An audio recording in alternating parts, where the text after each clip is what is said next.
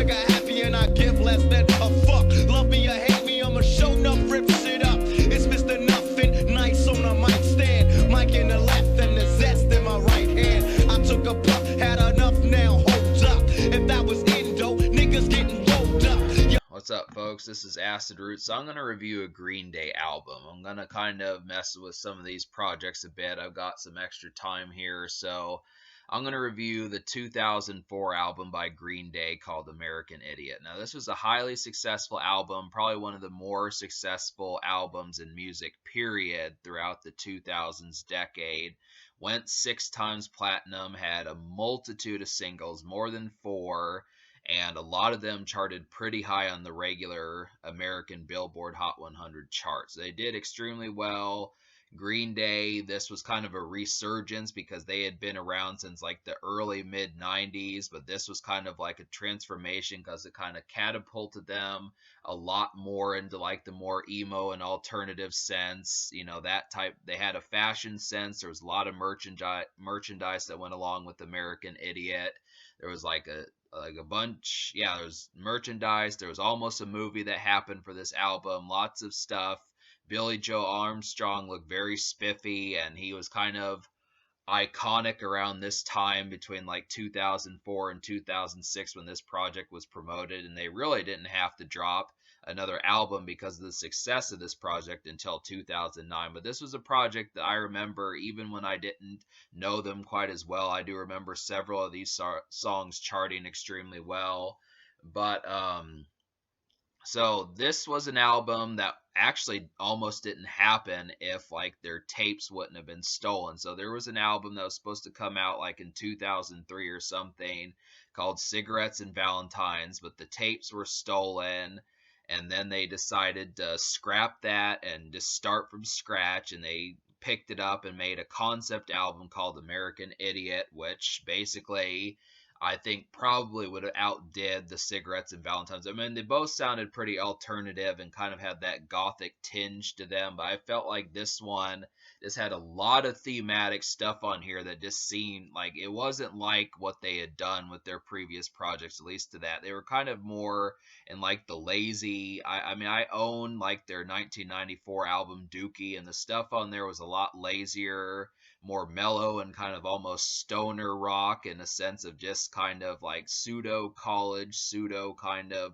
punk type stuff, and I kind of like that kind of vibe. But this is even better because this is kind of the approach that like a lot of folks like Fall Out Boy, Panic at the Disco, Travis Barker, Blink-182, a bunch of those folks were doing around that time. So it's interesting just to kind of get that sense. But I'm going to go ahead and talk about some of the singles now. Like I said, this was a largely successful album. Even if you're not like a huge fan of rock, a number of these songs charted pretty high just in regular charts on their own. But first single was American Idiot. This is a pretty distinct song. It even got a Weird Al parody, real explosive type song. Just immediately feels like a punk rock. And like when I talk about punk rock and that type stuff, I mean, you'll notice pretty fast that these riffs on here are not metal. So this is not metal music as much as it is just kind of rock with kind of like it says in the subgenre, just more of like a punk sense. It's difficult to describe, but it's just a lot more spiffy and kind of like electric tinged almost. I don't mean electric guitar, but it just has like a more jolting kind of feel. It's not quite as headbang heavy and that type stuff to sum up what punk rock, that kind of stuff. But I like the hook on here, brilliant, nice catchiness to it. Kind of sets off the album. It's the first song you're going to hear, and it sets off the album pretty damn well. So it's just an energetic song, and it has high octane type energy, nice for a weekend, just overall good vibes. I think you could even hear it in certain work settings. Second single was Boulevard of Broken Dreams. Now this is a song I remember from back in the day. Definitely has a beautiful hook on here. Just an overall brilliant song. Won a Grammy, I think, for record of the year. That was how large it was. Basically the most successful song on this project. I think I want to say it hit number 2 on the Billboard 100. Huge hit across early 2005 and stuff. Just brilliant. And yeah, it's a distinct Green Day song. I mean, really, I want to say more about this, but the reason why I don't explain like the topic matters much is because this is kind of a concept album. I wanted to listen to it, but I listened to it more in terms of quality, more so than the storyline and the piecings together that this concept album was trying to say. But if you pay attention, most of these songs beyond "Wake Me Up When September Ends" has like a thematic type stuff, so it all tells like a larger story, but we'll get to that in a little bit. But yeah, so Boulevard of Broken Dreams, brilliant song. Love the hook on there. Real moody and kind of emo tinge type stuff. Just overall, it's kind of. I mean, there are a couple depressing singles on here. This song and September Ends are both very depressing, but they do it in a good way, to where it's not like, oh, this, like shit sucks, blah blah blah. It's just more of like, you just want to drink a beer or something like that kind of moodiness. But these are good. It's different. I mean, it's the polar opposite of American Idiot. And then the energy is brought back to American Idiot with Holiday. This is basically, to me, the sequel to American Idiot. I would have to say it's in the same vein as that, same type of high octane type feel, just not quite as vicious. It's kind of like maybe the notch is turned down like a notch or two at most, but it basically has about the same energy, and it's the same type stuff for that night that you had with American Idiot to kind of progress the holiday, because they're both good and they both have brilliant hooks, nice instrumentation on there. I like both of these. So I think you'll like them. I mean, this the overall pitch and the way that they handle themselves. I mean, it's real nice and well put together.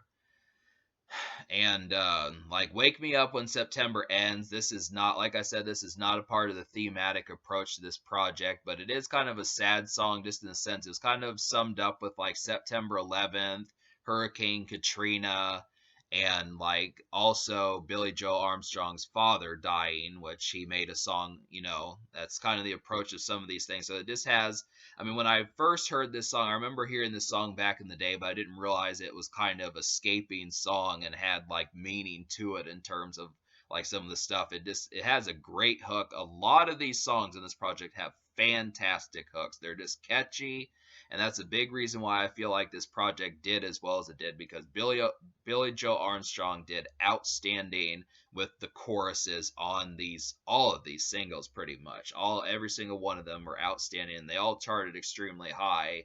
So this is just another one. It's a moody song. It's a song that you listen to probably out of context for, like, it's definitely not party setting, club setting, outgoing setting. This has a different vibe, but it handles it well. So that's definitely a thing there. And then Jesus of Suburbia sums up the last single from this project. But basically, I didn't like this song, but I might one day. I just couldn't quite vibe with it enough. It's a 9-minute song, and I don't really like 9-minute rock songs or 9-minute songs in general. Anything past like 6.5 minutes is really pushing it for me to enjoy. It's just too much to kind of digest and stuff. But it was basically trying to be like a newfangled Bohemian Rhapsody by Queen. And like it does a decent attempt of it, but I don't know why that was I mean, it's not like I feel like it's unnecessary, but the first 2 or 4 minutes of the song could have been a good song and hit single in its own right if it wouldn't have tried to been like this hodgepodge of just amalgamation of like different types of songs on there. And that's something, this album does that a number of times. And Jesus of Superbia probably could have been way better if it had just maintained the momentum and made the first 2 minutes of this song into just like a normal song. Would have been an easy fifth single and probably could have turned out extremely well. But it wanted to be like a sequel, or at least in the same vein as Bohemian Rhapsody. I suppose it didn't do a bad job of it, but it wasn't my cup of tea as far as how that went. It's just very artful and very kind of flamboyant in a sense. So if that vibes with you more, you can appreciate it, but it is kind of a lengthy song to listen to on any regular setting. So that's kind of the thing there. But so this album does that often. Like I said, this is a concept album, and I found myself kind of wishing that this project, to me, a lot of people will say that the fact that this was a concept album telling a story was a strength. But I looked at it as more as kind of like it deterred this project because this was Billy Joe Armstrong basically with a second wind and infectious a highly charismatic vibe about him that produced like a whopping 5 singles that unfortunately was bogged down just because the rest of the album was trying to tell a theme. I mean, the singles are brilliant, but there's just not enough on this project that really conveys like being able to have a hit album beyond the story that it's trying to tell. And it's too bad. I mean, I looked for it. I felt like if this had not had a theme, it probably would have. I mean, with the songwriting that Billy Joe Armstrong had, in addition to the overall effectiveness of the band and everything else that went on, and just the songwriting and the topics that they had, it probably would have been way better had it not had that. And I'm kind of rambling on here, but that's kind of the situation. Is yeah, this could have been, if this had just been a standard album with these hit singles on here, easily probably would have been. I mean, some folks will still say it's a classic album, but it would have been hit for hit for hit for hit. They probably could have gotten to like the seventh, eighth single if it had just been a collection of songs more so than like a concept. But a couple other songs out of the 5 that I liked. There were 7 songs I liked out of 13, so minus the 5 singles. Well, Jesus of Suburbia was an almost song, but if I get more attached to it later, I'll add it to the score just because I like some of it. It's just kind of growing on me. But the other 2 songs out of 13 I enjoyed were Are We the Waiting and then What's Her Name, both of which have brilliant singing by the lead singer of Green Day, and are very, one of which, the Are We the Waiting, feels like a stadium song that you'd hear at a concert, very anthemic and kind of ambient about it. And then What's Her Name kind of has nice singing on there, nice rock approach, just felt very detached from the rest of the project, and kind of just felt like a standard rock cut, kind of like this, something that you would hear, a nice rock song that's not a single, which Green Day needed more of. And the problem with it is a lot of these songs, Saint Jimmy, Give Me Novocaine, She's a Rebel, they just felt like they were just uh, companion pieces to tell the story more so than actually trying to be songs that could be performed and have some new life on their own. I just don't know the context of where these songs would be listened to without having the approach of the album in mind. And that's maybe that's just my opinion of it, but I look after it, and for the most part this felt like a singles album to me.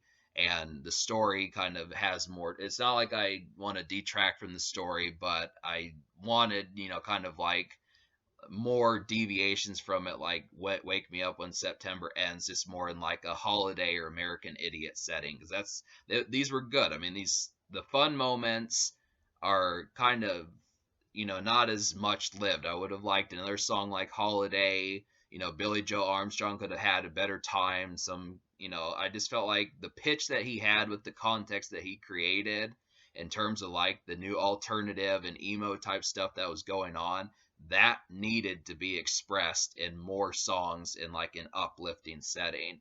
And there are some kind of, you know, jivey songs like She's a Rebel and Saint Jimmy, but they're not quite as energetic as like Holiday and American Idiot and What's Her Name. I mean, some of those just have way better feels.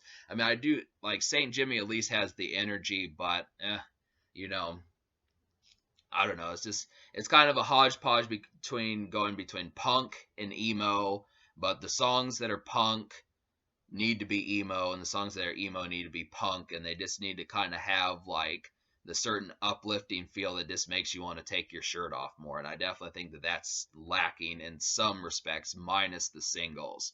That's kind of the thing there. So I'm gonna give this album a 7 out of 10. Definitely liked all the singles for the most part, and a couple album cuts, but there was just too much going on. Some of the songs were too long. It was just kind of more about experiencing like the whole scenario that they were trying to express. But 7 out of 10. The social score I'll give a 10 out of 10 just because of the sheer quality of the singles and how well they did, and the fact that all of them basically did outstanding. that's kind of the thing there. They kicked off a lot of things, and this was a trendsetter of a project to definitely say. So that's the thing. In terms of the future, I mean, Green Day dropped an album back in 2020. I want to mess with some more Green Day, and I'm definitely going to. And can this record be topped? I think it can. I don't think it can in terms of the singles, but in terms of just like having a few more album cuts, that's about the only thing left they have to do. But other than that, this is very top notch.